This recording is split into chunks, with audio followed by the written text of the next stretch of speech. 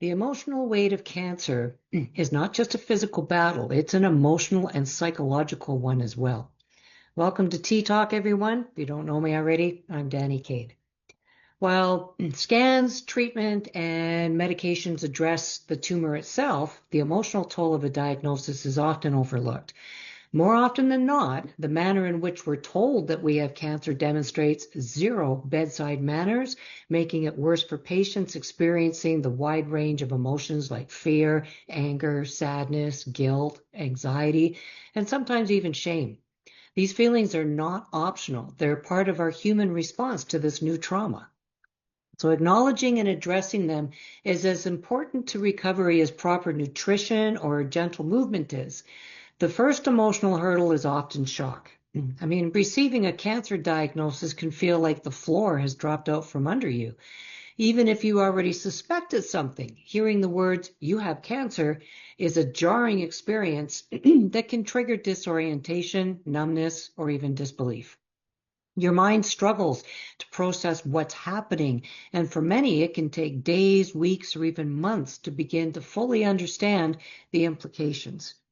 Fear follows closely behind shock, fear of treatment, fear of pain, fear of reoccurrence, and of course the fear of leaving loved ones behind can consume mental and emotional energy. This fear can be downright paralyzing, and it affects appetite, sleep, concentration. So recognizing fear as a normal, natural response is critical. It's not a weakness. It's our mind signaling a perceived threat and asking for protection.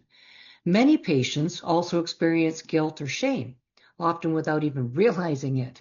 I mean, they're feeling like they're going to be a burden to their family members, or they're guilty because they're going to be too weak to cook, work, or maintain their usual daily routines. And that's common, especially if you're the rock of the family. These emotions are magnified when patients internalize the belief that they're failing by being sick. It's essential to reframe these thoughts. Pardon me. Being unable to perform at the same level as before does not make us a failure. Our body is in survival mode, like it or not, and it's a natural response. Cancer can also trigger symptoms of PTSD, post-traumatic stress disorder. The constant cycle of appointments, tests, treatments, and hospital visits creates a sense of hypervigilance. Patients often feel anxiety about every scan or lab result. We find ourselves replaying past medical experiences in our minds, or we can feel on edge for no other obvious or apparent reason. PTSD is real in cancer care, and it affects appetite, digestion, and overall recovery. Ignoring it or trying to push through without support can lead to exhaustion, further emotional strain, and even starvation. So what strategies can help manage this emotional weight? I'm going to give you 5 of them. So first off, talk about it. Sharing your feelings with a trusted friend, a family member, or a counselor can relieve the sense of isolation. Structured support groups for cancer patients are invaluable because they connect you with people who truly understand the challenges that you face. Even just one honest conversation can help reduce anxiety and improve your perspective.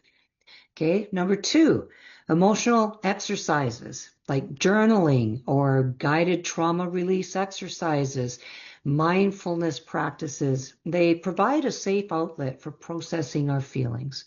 So write down thoughts or meditate on them. It helps to externalize the emotions rather than just letting them fester up inside.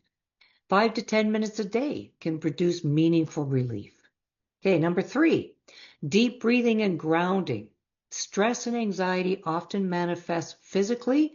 So shallow breathing shows up, muscle tension, your shoulders attached to your earlobes, and then we develop a rapid heart rate. So simple practices like slow, deep breathing or focusing on sensations in your feet, on the ground, can calm the nervous system.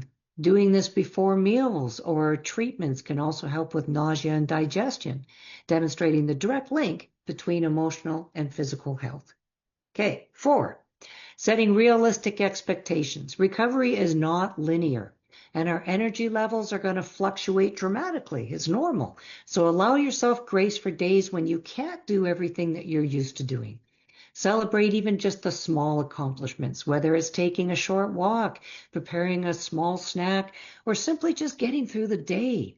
Each small step is a victory. And last, number 5, leaning on support. You want to be accepting help from your friends, your family, or even professional caregivers, because it doesn't make you weak if you do. Many patients actually feel relief when someone else takes over the task, like meal prep or running errands. It allows us to conserve energy that we can use for healing. So emotional support works the same way. Leaning on others strengthens our ability to cope and recover. Our emotional health is intrinsically, I knew I shouldn't have tried that word, intrinsically tied to our physical health. Stress, anxiety, and unresolved trauma can suppress immunity, increase inflammation, and impact appetite and digestion. Addressing these emotions actively can enhance treatment tolerance, it can improve our energy levels, and even support recovery at the cellular level. Finally, remember that emotions are not a problem that we want to be trying to fix. They're signals to be heard. Feeling grief, fear, or frustration is part of being human. So suppressing or ignoring these feelings doesn't make them go away. It only prolongs stress and it can actually make recovery even harder. So by validating your emotions and taking intentional steps to manage them, we can reclaim control and build resilience in the face of uncertainty. So the takeaway is this: emotional health is not optional in cancer care. It's a cornerstone of recovery, just like nutrition, hydration, and movement is. Recognizing and addressing emotional stress empowers you to participate actively in your healing journey. Every deep breath, every shared conversation, and every small act of self-compassion strengthens both our mind and our body. If you're finding that it's already affecting your appetite, where staying nourished is becoming more difficult by the day, download my free guide. I'll post it for you at the end of the show. Staying nourished is imperative, especially when it comes to high stress and emotions. And my guide will show you how I did that when I couldn't eat anything anymore, thanks to PTSD. So in the next episode, we'll explore how movement helps our healing. We're going to look at simple, achievable ways to maintain strength, circulation, and flexibility during treatment, even when fatigue and discomfort make activity feel impossible. Movement is not only physical, it also supports mental well-being and reinforces our sense of control too. By intentionally caring for our emotional health, we set a foundation that enhances every other aspect of our recovery. You're not a passive patient. You're an active participant in your body's healing. And emotional awareness is the bridge that connects our mind and body on this journey. So if you're around tomorrow, join me for my weekly wellness show. I'm going to be covering blood sugar balance, craving control, and smart protein swaps. And it's all about balancing your blood sugar so you can beat those energy dips, stop the cravings, and feel your best all day long. I'm going to be sharing some science-backed hacks that are as simple as vinegar. We're going to look at a brand new protein drink that's already got everybody talking about it. And I'm going to give you a chance to join our Vitality for Life show that's happening this month. So that's all I've got, everyone. Thanks for being here. I hope you found something helpful in here. Do me a favor, smash the subscribe button or hit the like or give me some feedback in the comments. Let me know what you found to be helpful for you. Thanks, everyone. Take care. I'm out for the day. Bye for now.